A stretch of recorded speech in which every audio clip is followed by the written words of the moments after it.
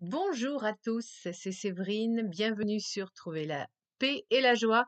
Aujourd'hui, deuxième partie de notre podcast, attirer les bénédictions du ciel sur notre vie pour cette nouvelle année 2025. Si vous ne l'avez pas déjà fait, je vous invite à écouter la première partie de ce podcast. Je vous le mets en lien. Et donc, dans le premier podcast, nous avions vu lundi que il fallait tout d'abord faire preuve de gratitude, voilà, pour attirer les bénédictions du ciel. Hein, je rappelle que il ne s'agit pas d'une formule magique, il s'agit d'une véritable relation sincère que nous devons instaurer avec Dieu. Et dans toute relation sincère, évidemment, on remercie l'autre pour ce qu'il nous apporte. Voilà, donc écoutez le podcast de lundi. Et le deuxième point que nous avions vu lundi, c'était qu'il fallait vraiment créer une relation sincère et profonde avec Dieu. Je vous avais donné un premier indice, premier conseil. Et là, on va un petit peu approfondir cette idée. Comment faire pour avoir une relation sincère et profonde et personnelle avec Dieu? Car, je le rappelle, Dieu veut une relation personnelle avec chacun d'entre nous.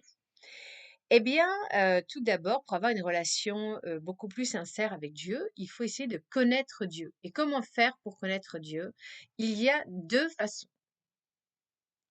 Première façon, c'est la prière. Donc, il va falloir, frères et sœurs, pour cette année 2025, que vous développiez votre vie de prière. Ça ne doit pas être une option.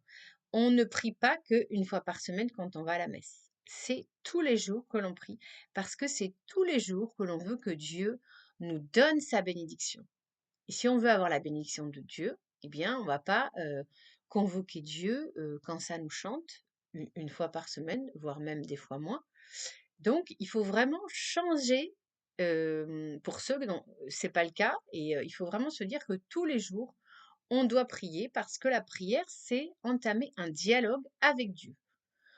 Donc, on a vu lundi qu'il y avait la prière du Notre Père. Réécoutez le podcast pour savoir qu'il y a une façon bien particulière de prier le Notre Père. Donc, chacun va démarrer, essayer d'enrichir sa vie de prière en fonction de là où il en est rendu. Si vous voulez, moi j'avais déjà fait un podcast où je vous avais expliqué comment j'étais passée de quelques minutes de prière par jour à 2 heures de prière par jour. Donc si moi j'y suis arrivée, n'importe qui peut y arriver, je vous mettrai le lien. Mais une chose est sûre, c'est que tout le monde doit intensifier sa vie de prière. Il n'y a pas une seule personne qui peut se dire ah ben moi c'est bon ma vie de prière. Non, on a chacun quelque chose à améliorer dans sa vie de prière. Donc certains font déjà un chapelet par jour. Ça, c'est vraiment super. Continuez surtout et faites-le tous les jours. Ceux qui ne font pas le chapelet, qui est quand même la prière du nom au Christ, je tiens à le rappeler, hein, c'est Jean-Paul II qui disait ça, euh, bien, mettez-vous au chapelet. Vous verrez que ça va transformer votre vie. Ça va vous amener vraiment à avoir beaucoup plus de lâcher prise. Parce que pour avoir une vraie relation avec Dieu et recevoir ses bénédictions, il va falloir lâcher prise, c'est-à-dire arrêter de vouloir toujours décider nous-mêmes de tout. Et c'est vrai que Dieu nous laisse un libre arbitre, mais le libre arbitre ne doit pas se transformer en un rejet de Dieu, ce qui bien souvent est le cas. Bien souvent, si on examine les différents secteurs de notre vie, on va se rendre compte qu'on va agir en fonction de ce que nous, on pense être bien. Alors parfois, ce qu'on pense être bien va coïncider avec ce que Dieu veut, mais parfois ça va pas coïncider parce qu'on va être dans cet esprit du monde et je pense, prenons, je ne sais pas moi, quelqu'un se dit, ben voilà, j'ai le droit de regarder les écrans, après tout, la télé, c'est en vente libre, c'est accessible à tout le monde. Et bien en fait, il pourrait se dire, bah c'est pas quelque chose, Dieu n'est pas contre la télé. Alors c'est vrai que Jésus n'a pas pu statuer sur la télévision vu que ça n'existait pas.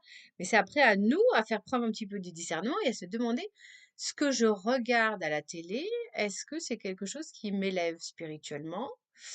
Et puis surtout, combien de temps je passe devant la télé? Vous voyez, j'ai pris l'exemple le plus banal parce que je sais que ça concerne énormément de monde. Moi-même, avant j'étais téléphage, littéralement, je bouffais de la télé. C'était ma nourriture. Bon, ben, j'avais expliqué pourquoi, hein. Il y a pas de jugement à avoir contre soi ou contre qui que ce soit, mais voilà, je subissais une situation de maltraitance parentale, donc c'était ma bouée de secours, c'est tout ce que j'avais trouvé. Mais même après, quand j'étais sortie de cette situation de maltraitance parentale, j'avais gardé cette mauvaise habitude. Et la télé était au centre de ma vie. Et tout passait par la télé. Or, on le sait très bien que la télé, c'est quand même quelque chose qui est quand même très, très négatif.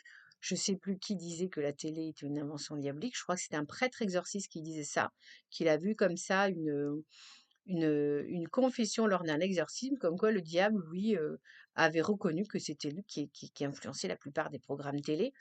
Et voilà, la télévision, on sait quand on allume, puis on ne sait pas quand on l'éteint. Donc tout ça, c'est du temps perdu. Du coup, comment rentrer en relation avec Dieu si on est en train de regarder autre chose? Donc en fait, pour initier une vraie relation avec Dieu, euh, il va falloir faire des moments en fait de calme où on va être sans écran. Parce qu'il n'y a rien de plus perturbateur qu'un écran, puis on est tous les mêmes. Donc, il va falloir que vous vous fixiez, chacun en fonction de là où vous en êtes rendu, bah, vous vous dites, voilà, j'accorde 1 heure, 2 heures, 3 heures de temps par jour, où là, je sais que je n'aurai pas d'écran et je me consacrerai à Dieu. Donc, comment? Ben, par la prière. Donc, voilà, mettez-vous à la prière de chapelet. Vous avez l'application Rosario qui va vous aider à vous y mettre. Vous allez commencer par faire une dizaine, puis après peut-être une deuxième, puis vous passez au chapelet. Ceux qui ont l'habitude de prier un chapelet, eh bien, posez-vous la question, est-ce que vous pourriez passer à 2 chapelets ou même est-ce que vous pourriez passer au rosaire? Moi, personnellement, je me suis mis au rosaire et au départ, je me disais: «Non, c'est pas pour moi» et puis je voyais que c'était encore le malin qui disait ça, puis en fait, quand vous priez, frères et sœurs, il se passe un truc miraculeux. C'est que le temps, semble se multiplier. C'est-à-dire que plus vous allez prier, plus vous allez vous rendre compte à quel point vous perdez du temps à faire des choses inutiles et en fait, ça va étonnamment vous libérer du temps. Donc ne vous dites pas: «Je n'ai pas le temps de prier», lancez-vous et vous verrez que l'Esprit Saint fera tout. Ensuite, comment faire pour développer sa relation avec Dieu? Deuxième point, c'est connaître, la volonté de Dieu et là, il n'y a qu'une seule façon, c'est lire la parole de Dieu tous les jours, frères et sœurs. Voilà, c'est fondamental. Vous avez plein d'applications qui font ça. Vous avez Prier aujourd'hui de la communauté l'Emmanuel. Vous avez Open Bible d'NDLM. Donc, renseignez-vous sur Internet. Prenez une application de préférence catholique. Et on a quand même des divergences avec nos frères et sœurs protestants. Vous avez plein d'applications, plein de façons. Et tous les jours, vous allez recevoir comme ça. Donc, vous avez plusieurs façons. Il y a certains qui vont proposer carrément toute la Bible en continu. Alors ça, c'est peut-être un petit peu exigeant pour ceux qui ont une petite vie de prière. Mais sinon, vous avez, la plupart des applications vous proposent en fait de prier l'évangile du jour. Voilà. Et puis, alors voilà, de prier l'évangile du jour. Voilà, vous avez, alors avec Open Bible, c'est particulier parce que c'est pas l'évangile du jour, c'est tout l'évangile, tous les évangiles en un an.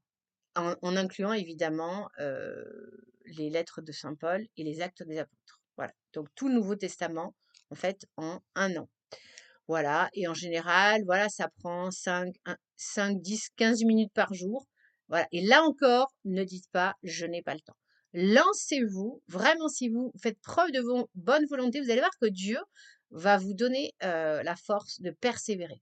Donc, il faut déjà avoir une bonne volonté. Il faut vraiment avoir envie de consacrer du temps à Dieu. Et vous allez voir que Dieu va vous bénir. Moi, je vais vous dire que je vous disais dans le précédent podcast que l'année 2024 avait été une année très, très éprouvante pour moi, sur le plan personnel, sur le plan familial. J'ai eu énormément d'épreuves. À chaque fois que je sortais d'une épreuve, je dis là, c'est bon, Seigneur, je vais être tranquille pendant plusieurs mois. Et après, il y avait une autre épreuve qui arrivait. Et ne me demandez pas comment j'ai réussi. Moi qui suis une personne faible, très sensible, comment j'ai fait pour à chaque fois me remettre de ces épreuves, c'est parce que j'avais cette vie de prière et cette fréquentation des Saintes Écritures. Ça m'a nourri, ça m'a fortifié et ça m'a fait avancer. Je pense que vraiment, j'ai perdu pendant des années, frères et sœurs, jusqu'à il y a 3 ans. Je n'avais pas cette discipline spirituelle. Je ne lisais pas la parole de Dieu tous les jours et je n'avais pas une vie de prière nourrie. Et bien du coup, j'avais donc des problèmes dans ma vie et je ne savais jamais comment y faire face. Je restais enfermée dans mes problèmes, je restais dans une négativité et donc c'est pour ça, vous voyez, que quand j'ai vraiment mis Dieu au centre de ma vie, j'ai voulu partager vraiment cette ascèse, cette discipline et c'est à la portée de tout le monde. Lancez-vous, vous allez voir que Dieu est fidèle. Vous faites le premier pas, il fera les suivants. Voilà, frères et sœurs, j'espère que ce podcast vous aura inspiré, pensé à liker, à partager parce qu'il faut vraiment qu'il y ait un maximum de personnes qui comprennent que oui, on peut bénir sa vie avec Dieu et que ça va pas être si compliqué que ça. Et vous allez voir que quelle que soit la situation de votre vie, il y aura des grâces incroyables. Vous aurez le soutien dans les épreuves. Moi, c'est vraiment cette année-là, j'ai eu des épreuves, mais à chaque fois, je m'en remettais en fait. Vous voyez ce que je veux dire? Alors que ça aurait pu me détruire. Et puis, j'ai eu beaucoup de moments de joie, beaucoup de moments de grâce. En fait, Dieu m'a maintenue dans la paix et dans la joie parce que, voilà, je me suis engagée à avoir une relation profonde, sincère avec Dieu. Alors attention, avoir une relation profonde et sincère, ça ne veut pas dire qu'on va jamais chuter. On est tous pécheurs, moi la première, mais ça veut dire qu'on aura tellement confiance à la miséricorde de Dieu qu'on va déjà aller se confesser, on va lui demander pardon et Dieu va nous pardonner. Voilà, il ne s'agit pas de se mettre non plus une pression monumentale, se dire il faut que je sois parfait ou rien. Non, on sera parfait quand on sera arrivé au dernier jour de sa vie, qu'on aura vraiment, ce sera perfectionné tout au long de notre vie en se relevant après nos chutes. Voilà, donc j'espère que vous êtes motivés. N'hésitez pas si vous avez des questions, des commentaires, à me mettre tout ça. Soyez évidemment bienveillants, car n'oubliez pas, frères et sœurs, que nous sommes tous frères et sœurs en Christ. Alors, voilà, s'il vous plaît, pas d'agressivité gratuite, pas d'insultes, pas de jugement lapidaire. Voilà, soyons bienveillants, aimons-nous les uns les autres comme Dieu nous l'a demandé. On se retrouve vendredi pour prier ensemble le chapelet de la miséricorde divine. D'ici là, pensez à prier. À vendredi.